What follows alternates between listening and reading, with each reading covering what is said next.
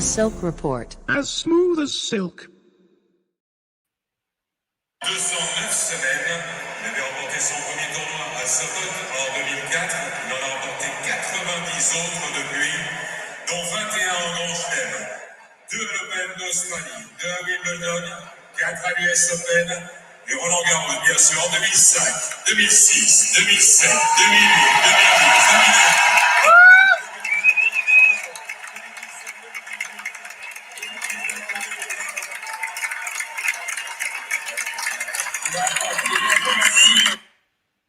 And now, 2022. For those of you that weren't quite sure, who've been living under a rock for the last 36 hours or so, Rafa Nadal this week confirmed or won his 14th Roland Garros title and his 22nd Grand Slam overall. Of course, he wasn't the only person to win a French Open title this weekend, certainly on the singles front anyway. We also had Iga Swiatek of Poland securing her second French Open title and her second Grand Slam. So just 20 more to go before she catches up with her idol Rafa. Let me know your thoughts on both the men's and the women's tournaments as a whole, but also Iga's and Rafa's futures. Of course, Iga's should be theoretically a lot longer than Rafa's given their ages, but also, of course, we all know about the injury concerns. Just a quick hello from a few of you. I can see Gene there saying, hi, guys. Joe Rogan already there saying, Vamos, Rafa. I assume that's not the Joe Rogan, but if it is, great. If it isn't, still great. Let me know if you could hear, by the way, the footage there from the Tannoy speaker at Roland Garros. Hi, Lexi. Nice to have you on board. Anybody else there? Josh saying hi. Yeah, Gene saying hi. I think we touched on that as well. Kathy there with a few claps there and waves. Hi, guys, and great. I did touch upon this earlier, by the way, as a little teaser ahead of this evening's YouTube podcast. And I'm just going to digress before we get into the meat and drink of the weekend's actions. Our good friend JG has been talking quite a lot recently about faith in Rafa Nadal. This is the same JG that predicted just 3 weeks ago that Senor Carlos Alcaraz was going to win the French Open. He didn't just make that prediction once. He made it every day we were in Zagreb together. And we were together 4 or 5 days. Every day he said, Carlos Alcaraz is going to win the French Open. I said, I thought it was a bit too soon for Alcaraz.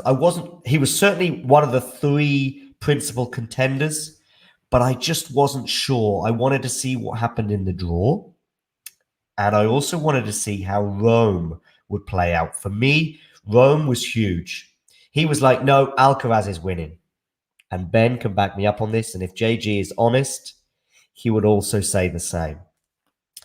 I know what JG said in his prediction, but I think that was more with heart than head. His head was telling him every day in Zagreb, Alcaraz is going to win the French Open. By the way, this is the last I'm ever going to talk about this topic because it exposes the truth. And that's all I'm here to do. I said I wanted to see what happened in Rome before I decided between Djokovic and Nadal, before I made my prediction. I was also keen to see the draw. We all know what happened in Rome. Djokovic wins it. Nadal limps out injured. We also know, anybody that knows anything about tennis, we all know that Rome is a huge indication as to what's going to happen at Roland Garros. We know to take Madrid with a pinch of salt because the conditions are extremely different, which again, if you're a tennis person, you understand that. But I think my reasoning behind predicting Djokovic to win the tournament at the stage, especially after the draw was made and especially after we saw what happened in Rome, was fairly reasonable. Rafa himself even said when he went into that quarterfinal against Djokovic, he hasn't been this big an underdog against Djokovic since 2015. All very reasonable comments, all very reasonable thoughts. Nothing to do with who you support, nothing to do with who you think is going to win, just to do with the evidence in front of our eyes. And on that basis, I predicted Djokovic would win. And by the way, I will also predict that Djokovic is going to win Wimbledon. Does it mean that I don't want Rafa to play Wimbledon? Does it mean that I don't want Rafa to win Wimbledon? Of course not. But overall, my final point on this, and I will never talk about it again. Never talk about it again, because it's just silly. It doesn't matter. It doesn't matter. You might think this is going to happen, but you want this to happen. Two very separate things. Sometimes you will get your thoughts and predictions wrong, and we are all human, and I predicted incorrectly on this occasion, at least on the men's side of the draw. And by the way, I will get many predictions wrong in the future. So that is the last I will ever talk about this topic. But now let's get back to the real stuff, the stuff we really want to talk about, which is this year's French Open, and more specifically, the events of the weekend. Now we can actually get on with the podcast for real. Thank you very much there, JG, for splitting the screen, or for sharing the screen there as we did, because we can see there that Rafa's actual record here is insane. 112 wins and 3 losses, which for me is just mind-blowing. It makes Monfils appear competitive against Djokovic. It makes Gasquet seem like he has a chance against Nadal. These stats for the French Open, and of course, most of these matches will have occurred on Philippe Chatrier. And of course, his finals record of 14-0 is insane too. Which I will come back to a Rafa bigger picture shortly. But really, I want to have a look at the match itself, and maybe even just begin with, because I think a lot of the attention, understandably, has been on Rafa. I will like to bring us to, let's talk about his opponent, Casper Ruud. And here, of course, was this picture that many of you may well have seen of Casper at a very tender age in 2013, 9 years ago, as he's watching Rafa win his umpteenth Roland Garros. Well, this time he got a much closer view of proceedings. But unfortunately for him, of course, it didn't pan out anywhere near like he would have wanted to. And I think there's a number of reasons for that. And we'll talk about that in a second. But that was that. So what do you think went wrong for Casper? What do you think went right for Nadal? But right now, let's have a look at Casper, because I have some thoughts on Ruud, and I have some thoughts on his performance and his tournament as a whole. I'm going to air those, and then I'll come back to the live chat. So, firstly, it's kind of Rafa Nadal against Rafa Nadal light. Nadal's forehand is better than Ruud's forehand. Nadal's backhand is better than Ruud's backhand. Most elements of the game, with the exception of possibly the serve, and I'd say the serve is 50-50, Nadal is going to be better. Then we've got the nerves factor, which can also affect Nadal on occasion. But Ruud said himself after the match, said that he felt fine throughout the weekend. He felt fine on Sunday morning. It wasn't until he walked into Philippe Chatrier and looked up and saw my face among the thousands of others. And then it hit him. The magnitude of the occasion, the magnitude of the match. And of course, he was broken on his first service game, and was 2-love down before you knew it. Of course, he managed to break back, but ultimately lose that first set. He gets a foothold in the second set, goes 3-1 up. What happens from that moment onwards? Rafa Nadal wins 11 games in a row. And in fact, Ruud only manages to win 8 points alone in the final set. What I will say is that I think, funnily enough, despite winning just 8 points in that final set, I actually think Ruud did finally relax in that final set, and he actually pushed Nadal a couple of times on Nadal's serve. And arguably, Ruud played the best tennis of the match for the first, I'd say, 3 to 4 games of that final set. And you're thinking, and you're saying to me, John, he was 4-love down in no time. Yeah, because actually that was the time that Nadal was also playing the best tennis of the match. And in fact, as I said, every single element, Nadal is slightly better. In fact, possibly significantly better, especially when it comes to the backhand. but other people have analysed the tactical matchup and the tactical elements. I certainly urge you to watch Gil Gross's technical analysis. He can go into a much better deep dive than I can on those. But we know how it panned out. But I do think that Casper did relax in that final set. But I also think Nadal did too. And in a way, a focused but also relaxed Nadal, nothing more dangerous. And it was excellent to see Nadal finish the match with a winner and a backhand winner down the line, just as he did against Djokovic in the quarterfinal. I loved, by the way, JG's comment about his favourite moment of the tournament being the winner against Djokovic because of the manner of the winner, if you like. Because I was in the stadium at the time, I also have to give a big mention to that tiebreak against Zverev, but I also understand that because of the way that match panned out and the unfortunate injury that Zverev incurred, probably that tiebreak in a way will get blurred and will possibly even drop from history in many respects, apart from passionate fans like ourselves. Anything else to mention? Yeah, okay. Let's come to, we can have another little look at poor old young Casper Ruud there, who actually looks less starstruck there than he did on the court yesterday. I'm actually going to come to the live chat, see if you've got any thoughts about Ruud. We'll just leave us there with that nice, friendly picture of him. And I'll come to the live chat to hear your thoughts on Casper Ruud. Casper's going to get so many more fans of how he handled himself. Yeah, I think he's a good guy. I do think he's going to have to grow some teeth, if you like, in some of these occasions. I hope he gets there again, but I do think, I've never seen someone so proud of the run-up like Casper Ruud. Yeah, but is that a good thing, Sam? You know, if you want to compete and you want to win these, trophies, if you want to win the big stuff, can you be as pleased with second? I also think he was a bit embarrassed, perhaps, maybe not on the court, but more so afterwards. If he'd lost in straight sets, but made each one, especially the final one, more competitive. Maybe against a different opponent as well. For various reasons, it might have been more competitive. But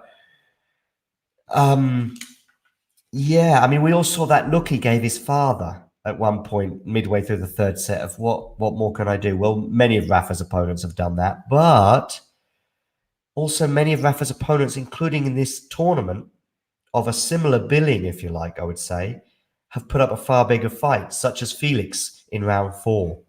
And I think if Felix had been on the other side of the draw, bearing in mind how Felix played in that fourth round match, and bearing in mind how Casper played in the final, Felix on the other side of the draw, he's in the final. And I don't know how Felix would have reacted to the magnitude of the occasion, but bearing in mind what happened a week before, who knows what would have happened. I'm not saying that it would have been a 5-set thriller in the same match that it was the previous week, but it was all about the draw at this tournament. Alcaraz is on that side of the draw. He gets to the final. The minute Tsitsipas went out and the minute that Nadal managed to overcome Djokovic, it was almost like Nadal's tournament was almost like a upward trajectory, Djokovic downward, and again, back down. And I think, Ruud could easily have been a third or fourth round victim, if you like, as he called himself afterwards, of one of the big two, if you like, that are left or left playing in this tournament. I know he was seeded 8, so I guess that wouldn't have happened. But, he's now going to be world ranked 6, by the way, in the upcoming things. Casper the Friendly Ghost, I know what you mean, Gene. Felix can't win a 250 final, forget a major. Maybe Kathy, but did win a 500 final this year. And he certainly performed better on the bigger occasion against Nadal earlier in the tournament. I think Felix on that side of the draw gets to the final. I think, anyway. But John, was he ever going to beat Rafa? I think it was just, yeah, I agree. But I still think he could have made it a bit more competitive. And there was something anticlimactic about the match in a way. But there was also sort of a constant buzz around the match for a variety of reasons, some of which we're going to come to right now. I'm going to bring up some tweets and pictures that I managed to make myself from Philippe Chatrier yesterday. So I said this: when Rafa had the 2 match points, he hit a backhand terribly, wayward, out by meters. And I laughed and giggled. And people giggled back at me, by the way, as I did so, because it was like, you're laughing at certainly the best player on clay court of all time and one of the greatest players of all time, and on the verge of his 22nd Grand Slam and about to win the final set 6-love. But I still thought it was kind of funny, which is Probably it showed you just how relaxed I was. But at that first match point, I also joked, by the way, that I'd done better backhands than that. And at that match point, I indicated to the crowd, if anyone remembers the Federer final against Djokovic at Wimbledon the other year, and the famous people doing the 2-match point sign, I indicate the same, but with a lot more certainty regarding the outcome of the match than I was the Wimbledon final. Well, of course, didn't win it on that point. And of course, I joked that I'd hit better backhands, but I did for the next point, indicating that Rafa had 1 match point. And this time, he didn't disappoint with a backhand winner I could only dream of. And now, number 22 was in the bag. What happens next? Well, the drama doesn't quite end yet, does it? Because we all knew the rumors that were circulating on social media, quickly shot down, by the way, by Rafa's communications team. But nevertheless, the rumors were that this could be not just the final Roland Garros of Mr. Nadal's career, but even the final match of his career. But during his speech, he then came out with the immortal words that we all know and are immortal and synonymous with the player that is Rafael Nadal. I'm going to keep fighting, and I hope this is not my last. So, for now, the Rafa Nadal story continues, and fingers crossed, long may it continue. Many of us may be aware of some of the comments he made in the press afterwards about the treatment that he's going to be having on his foot, some kind of burning thing that's going to hopefully give him the chance of playing Wimbledon. I still put the chances of being quite small that he plays Wimbledon. I will hope that he plays Wimbledon. I hope all the best players play Wimbledon. Of course, Rafa Nadal, currently, I think, world ranked number 4, but is certainly among the world's best. And the 2-time Wimbledon winner, I desperately hope to see him at SW19 in 3 weeks' time. Let's see how the treatment goes this week. But long may we have a healthy Nadal, whether it be at Wimbledon or later on in the year. Some nice images of Mr. Nadal with his trophy as well, shortly after the match concluded. There he is with the ball kids as well. There he is with his wife, and a nice image there of the king in the background, who actually appears in the following picture, embracing Nadal himself, the king of Spain, that is. Here we have Rafa's father, Rafa's sister, among others there. But let's go back to a general point with Nadal and the trophy. Where does this leave us in the slam race? Nadal currently has 22, Djokovic and Federer tied on 20.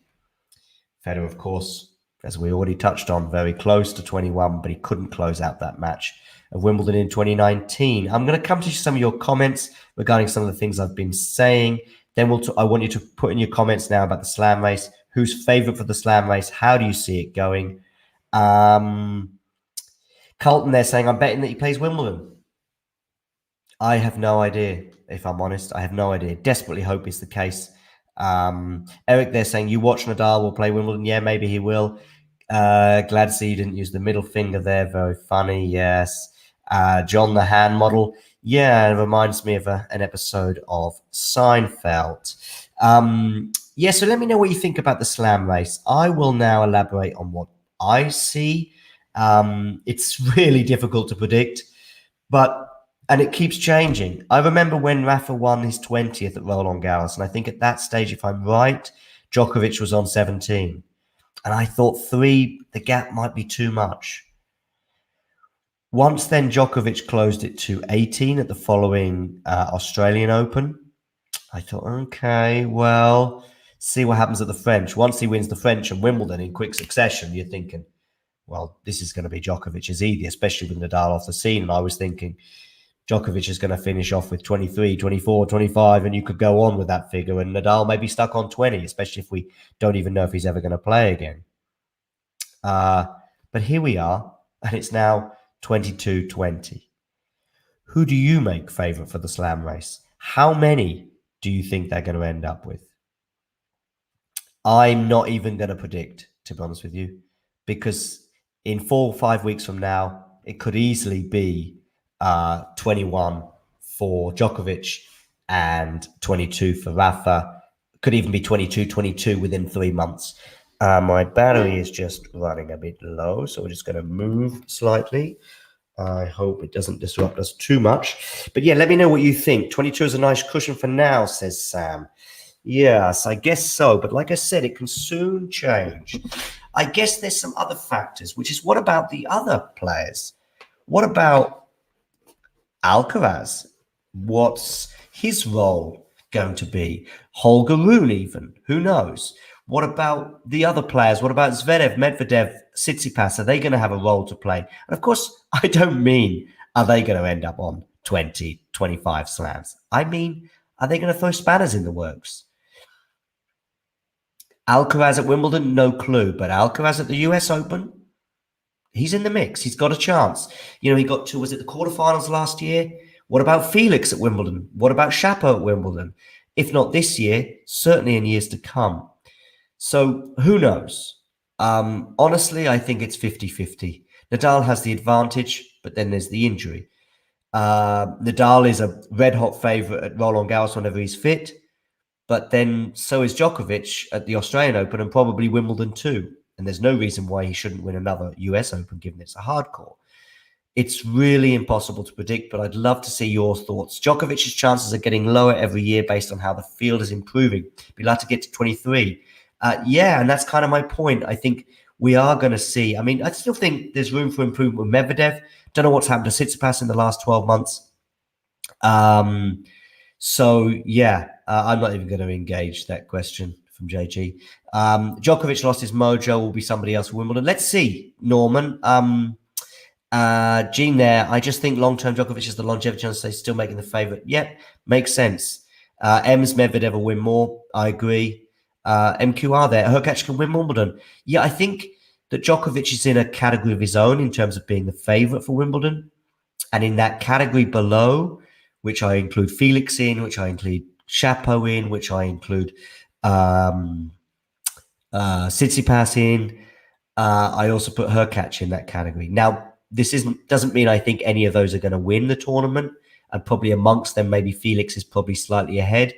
You know, the chances of Hurkacz winning Wimbledon are low, but it probably is his service. Of course, you've got surface. You obviously got Berrettini in there too, who's hopefully going to be back. I mean, I think he's back on the grass this week already.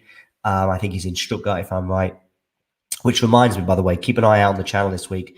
I know we have, GTL has Emma Raducanu playing on the grass this week. Kyrgios as well. Is he a contender at Wimbledon? Let me know what you think. So keep an eye out for those on the channel for the live watch-alongs as the week progresses. Djokovic is almost certain to win Wimbledon, but you never know, Eric. So that's like a prediction, but then you're sitting on the fence. I like that, Eric. I like that prediction. That way, if he wins it, you said, well, I told you. And if he doesn't win Wimbledon, you said, well, I did say you never know. I like that prediction. That's almost like a JG type prediction where you just predict like 5 different people in the run-up and then finally you get it, you know. Then you say, well, I said he'd win it. I really like Stefanos. Who's that? I really like Stefanos. M's there, but he just doesn't have it to win a slam, just my opinion. M's, I think he has the talent to win a slam, although you'd think Wimbledon, given his track record, is probably not the one. Clay is probably his number one likelihood, but Nadal and lastly, of course, Djokovic seem to keep getting in the way. Berrettini's fourth favourite to play win Wimbledon. Yeah, probably. That makes sense. But it depends on who's there, and it depends on if he's fit and how the next sort of 7 to 14 days go. So we'll see. We'll see if he's fit. We'll see how he gets on. Jamie, thank you for the super chat. If Rafa plays Wimbledon, increases pressure on Nole. Yeah, it does. And of course, the good news from Rafa's point of view, and Djokovic's as well, to be honest with you, is that they're going to be in separate halves of the draw if they are both there. It's a long way away. But the good news is obviously Rafa is up to 4 in the world. And with Medvedev unfortunately banned due to the Russia ban, and Zverev almost certainly out with an injury. By the way, check out a video on the latest on Zverev's injury that the GTL guys produced in their news bulletins. Make sure you check that out. Felix there might have a good chance. Wimbledon, completely agree. Probably right now, without knowing whether Rafa's going to be there, etc., and the condition Berrettini's in, I'd probably make him a second favourite, albeit a distant second favourite. Let me know if you think I'm crazy. Let me know what you think about the slam race. Is team going to play John? I don't think so. No, last I heard is he said he's going to go back to the Challenger Tour and try and get some confidence. Nole's not allowed in the USA, but I think that probably will have changed by then, Ashley, given the way the world is going with COVID. But as you say, you never know. You never know. I think Ruud will do well at Wimbledon. He's a great serve. I assume you're joking there, unless you're talking about maybe a different Ruud, maybe Ruud van Nistelrooy. Who knows? I'm behind in the live chat. He looks like Justin Bieber. Don't know who that is, Michael. I believe he's a singer. Wimbledon is very crucial for Novak because he cannot enter the US. Yes, that's the case as it is now, Gene, but let's see how that pans out. Oh, teams on the entry list. Great to know then, Graham. So, well, at least that's something. Oh, yeah, Ginger Ale, they're talking. What do you think about Novak's coach comment? Yes, in regard to his body language. Yeah, that was a very interesting interview. I did find some holes in the interview. Overall, I thought it was a very interesting one, but not sure if I thought it was a little bit of, excuses and stuff like that. I guess that's what a coach is there for. It's there to back your man. So I don't have any great problems with that. And even Ivanisevic is quite a funny and a nice guy, both on and off the court. So that's fair enough. I do think there's a lot of things to think about with that Novak-Djokovic match. I actually don't think Rafa played his best throughout the entire 4 sets. And that's unusual considering Djokovic and Nadal normally produce the best out themselves pretty much throughout the entire match. I'd say for 3 of the 4 sets last year, they both played unbelievably. Probably in the 4th set, Djokovic didn't have to as Nadal was struggling for one reason or another. And that's to take nothing away from Djokovic's win last year, which is fully deserved. Whereas this year, I think Rafa played really well for a set and a half, and then probably towards the end of the match as well. But Novak's conditioning, we saw him stretching at times and pulling a bit. And I do think it was a bit strange that he didn't chase 1 or 2 balls down. So I think there were some issues, either physically, which then, of course, can affect you mentally as well. We also saw a similar thing at the US Open final last year, albeit I do think that was more of a nerves thing rather than a physical thing. Okay, I've not quite seen all your thoughts on the slam race. I really want to know what you think because I'm actually going to talk a bit about a sort of a slam race of a different kind, if you like, which is this slam race, the men's and the women's together slam race, where we have Margaret Court on 24, Serena on 23, Steffi on 22, Steffi Graf, by the way, on 22, and Rafa Nadal also on 22, Djokovic on 20, and Federer 2. I don't think Federer will be winning another slam. I don't think Steffi Graf will be winning another slam. Let me know what you think in the live chat. Am I crazy for saying Steffi Graf won't win another slam? Do I not have enough faith in Steffi Graf? John, you're a Steffi Graf fan. You live in Germany. Keep the faith. You just got to believe. Serena, with every slam that passes and even every year that passes, I guess the chances reduce. Can Nadal overtake that figure of 24? Can Djokovic overtake that 24?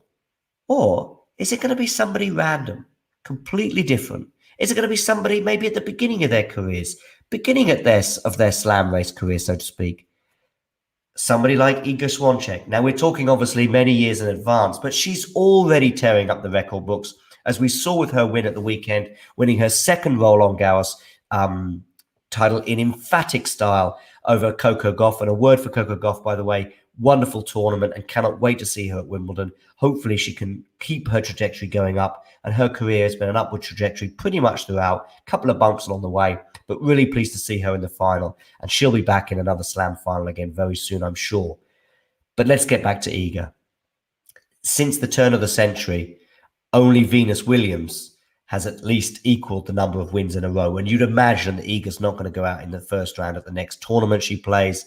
And you'll imagine that is she the hot favourite at Wimbledon? Certainly a warm favourite, more so on the clay. But don't forget, she's a junior Wimbledon winner. What do you think about her chances at Wimbledon? How much more can she extend this record by? She's going to overtake Venus. I assume we all agree with that. And am I crazy for suggesting that Steffi Graf won't win any more slams? Let me go back to the chat. The omen is by winning Roland Garros. Nadal has the exact same record in major finals as Graf did, as she did when she won her last major. So you think that maybe Nadal's not going to win anymore? Maybe, yeah. Igo's grinding out training on grass. Yeah, Carlton, that could be true.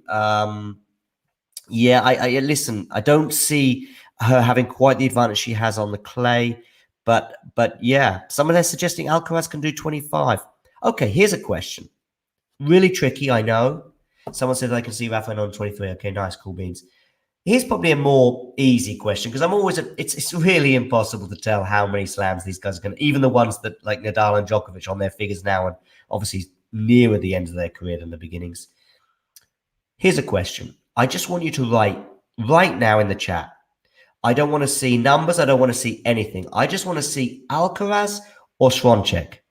Who is going to win more slams? Get your votes in right now. Write Alcaraz, like Swiatek. Who is going to win more majors in their career? Write them now. Stick with your convictions, and we'll come back in 20 years and relive this, okay? When all of us, I'll be 62. JG will be older, and so will Ben. And we'll come back and relive this podcast and see who was right and who was wrong. And we'll be picking out all the ones that got it wrong and all the ones that got it right. Or maybe they'll finish dead. But get your words in right now. I want Alcaraz. I want Swiatek. I want likes. I want subscribes. Make sure you hit the like button if you haven't already. I don't know how many likes we're on right now, but also let me know on the live chat. But just want Alcaraz or Swiatek, and I'm going to read them all out. Alex there going with Swiatek. Nice. By the way, you're going to have to get me to say this right correctly, right? Cool Beans there also going for Swiatek. Joe there, clever, going for Iga. I like that. Lexi going for Iga. Carlton going for Iga. Ems there at the moment on her own with Alcaraz. Oh, okay. Jacko Taco is also going for Alcaraz. Vlad there, the third, going for Iga. Ivan Iga, Arjit Iga, Sam Iga, Ginger Ale Iga, Ashley Iga, Charlotte Iga, Amy Iga, and so many more. Although I'm going to read out this comment here from Gene as well. I believe Iga's more vulnerable on glass. I think the competition will be stronger. Okay, nice.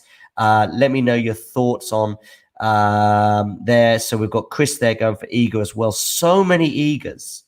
I'm surprised. I thought that we'd have it a bit closer to 50-50 there. I've not seen Gene's thoughts, by the way. Maybe you did, and I apologize if you have.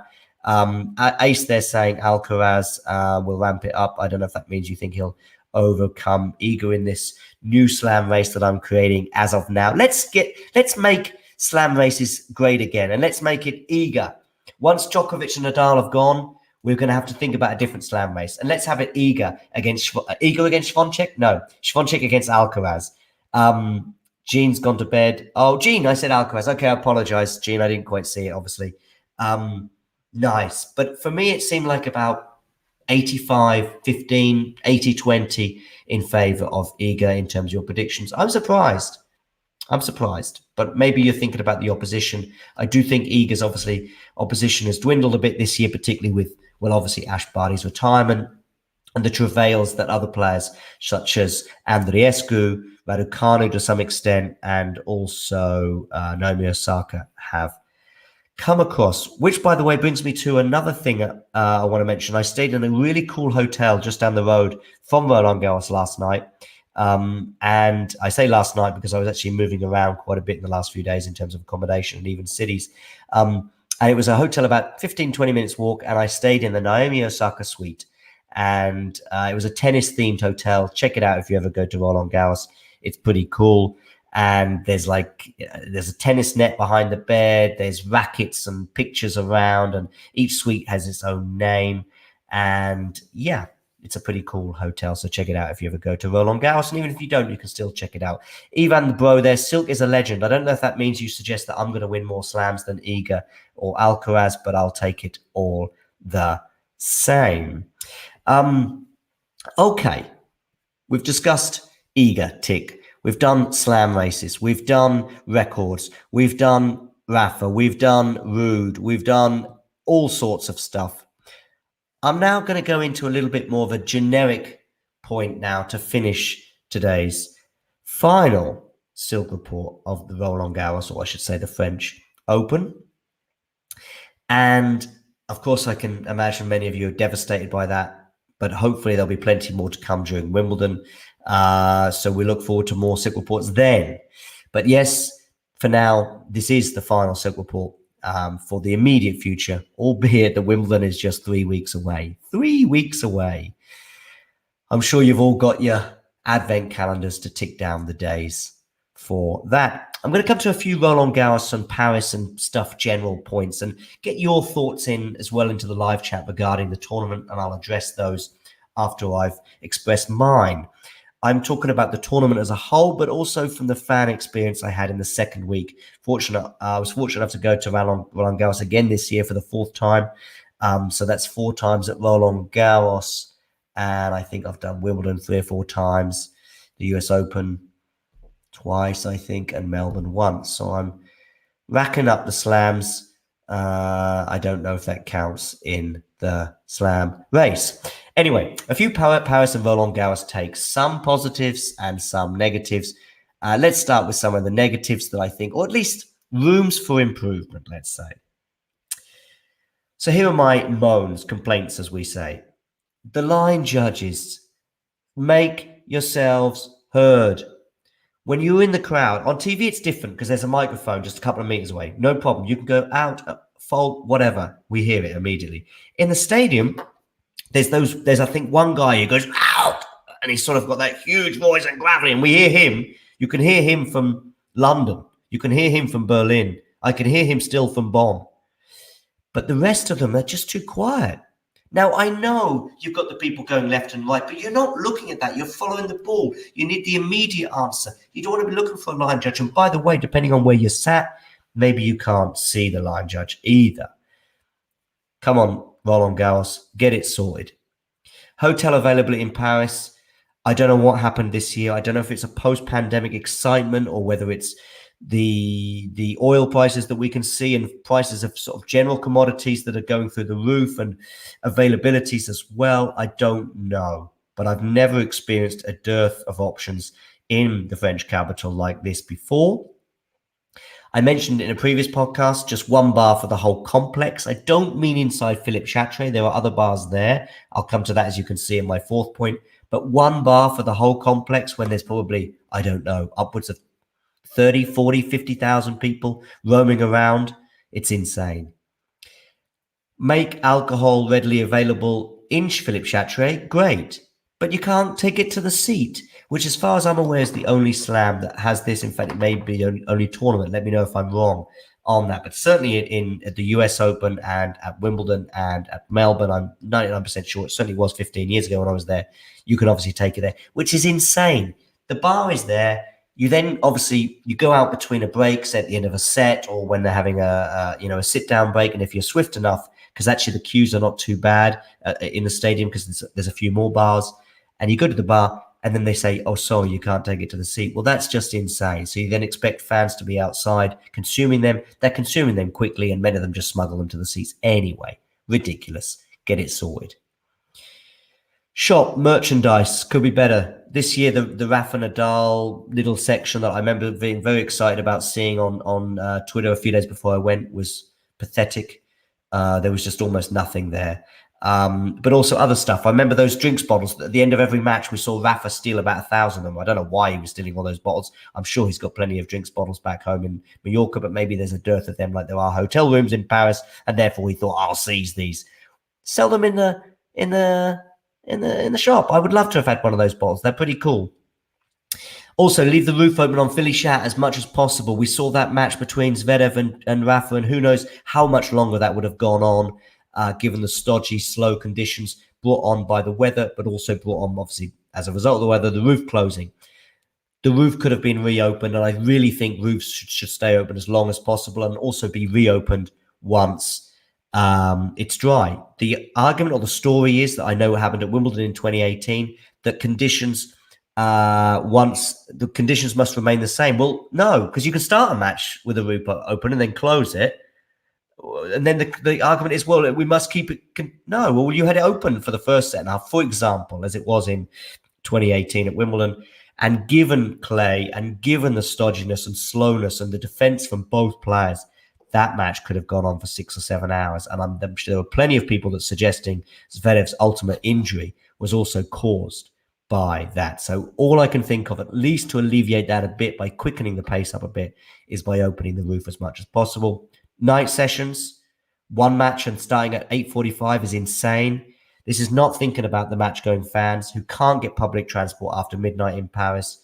It's also very poor value. The price of the night session was only a couple of euros, or I think it was 10 euros less, certainly for the quarterfinals onwards, than the quarterfinals, than for the day session. The day session, you get 2 or 3 matches. Night session, you get 1. Also, with 8:45, it's not good on the players. It's not good on the people working there. It's not good for anybody. Okay? Get it sorted. And I'm pretty confident they will get that sorted for next year. I think the big screen thing is pretty good, and I have to say, in general, the fan experience has improved with every year that I've been to Roland Garros, but I still think there's more than one big screen. That's true. I think there's at least 3, but the main one, the viewing options, I think they could even do a little stand there where you can actually get more people viewing, and because sometimes you're standing in front of people. I think they could definitely improve that. And if you've ever been to Roland Garros, if you do go, you'll see exactly what I mean. Okay. Vent over. Let's look at some of the positive things. Listen, fan experience on a whole was great. I began today's show with that 2005 or 2006 introduction. I love it. And all the other intros and the encore interviews are great. Maybe Mats Wilander kisses a bit too much, to be honest with you. According to Mats Wilander, everyone's amazing. I know he doesn't necessarily work for Roland Garros, but every person he interviews, well, of course, they're in a good mood because they've won, and Mats Wilander says how amazing they are. Well, okay, fine. But generally, the fan experience has been great, and it's got better every year. I also like the paddle and the short tennis options for kids and the big kids. And I challenge JG, by the way, to see you on a court there next year, maybe for a paddle match, because I can't touch you, at the moment at least, on a tennis court.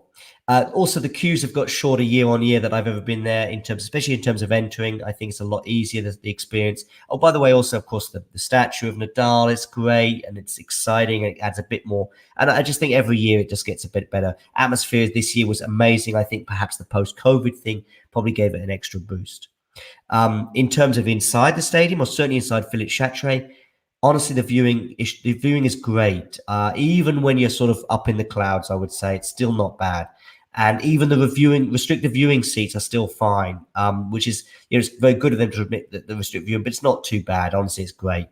And it's Roland Garros, isn't it? So the best tournament in the world for rallies, the best tournament in the world if you want to see slides, if you want to see clay stains, if you want to see amazing tennis in a way, in so many ways, and amazing tactical matches. And if you're a tennis purist, I think you love clay and you love Roland Garros. And I'm a purist. Let's go back to the chat before we conclude today's final Roland Garros. I guess we should probably just end on a picture at least of Senor Nadal. Let's go for maybe this one with the trophy, right? And then I'll come to your comments and then we'll bring the final. Okay, no tears necessary. Chill, chill, chill.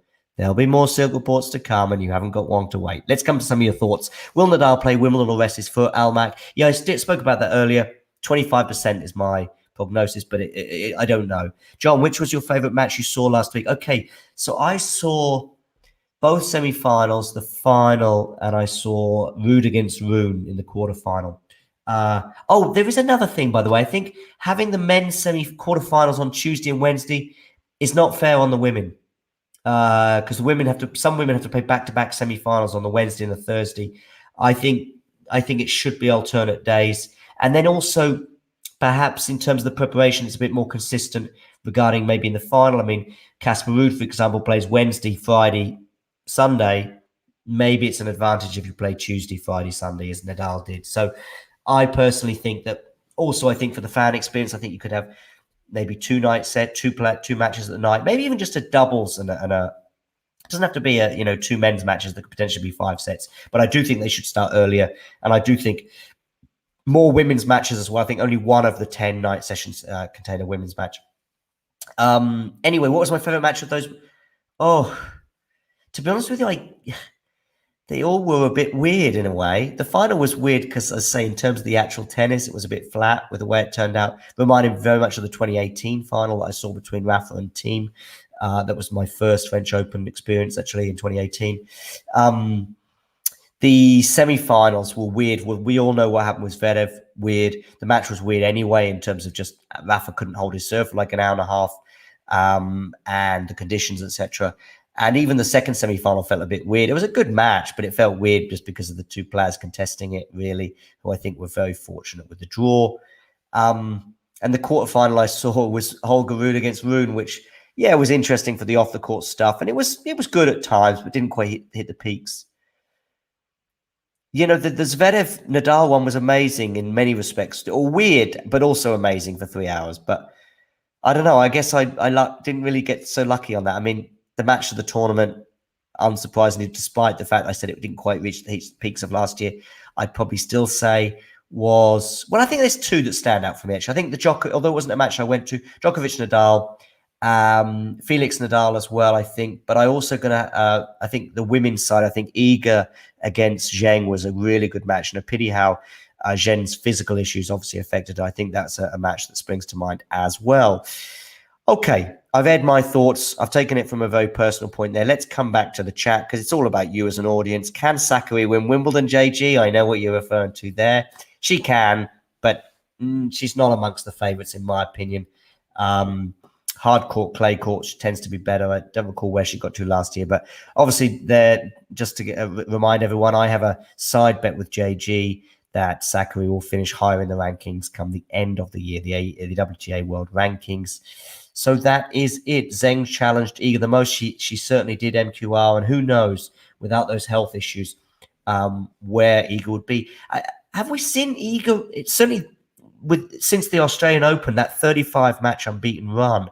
Have we seen her really push like to a third set tiebreak, or 6-4 or 7-5, or she's been a breakdown in her third but come back? Have we really seen her firefighting in the way that we see so often with her hero Rafa, or even someone like Fernandez? How's Fernandez going to get on a Wimbledon? How's Raducanu going to do? Is Raducanu a one-hit wonder? Almax asks. I think no.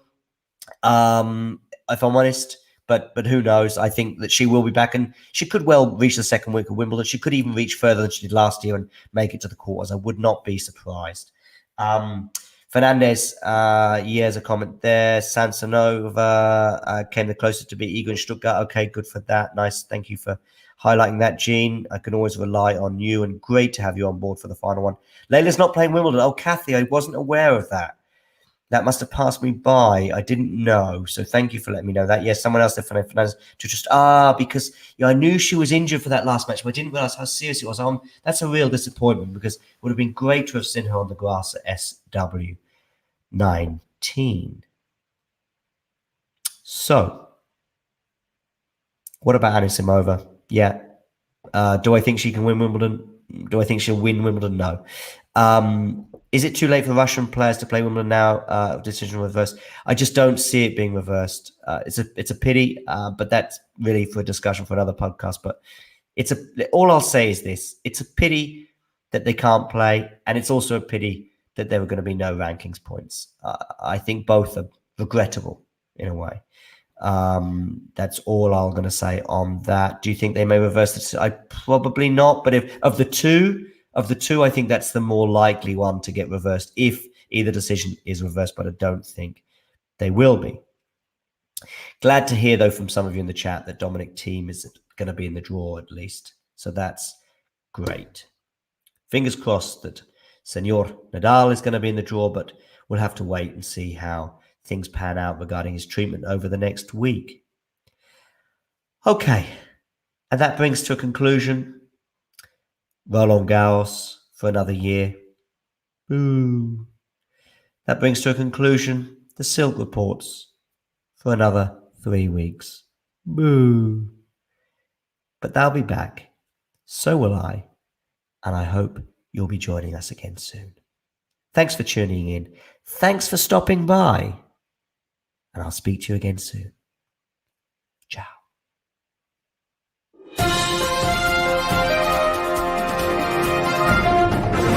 The Silk Report.